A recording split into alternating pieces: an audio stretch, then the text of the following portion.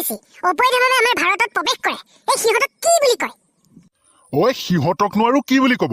এই অবৈধভাৱে প্ৰৱেশ কৰে যেতিয়া অবৈধকাৰীয়ে হ'ব।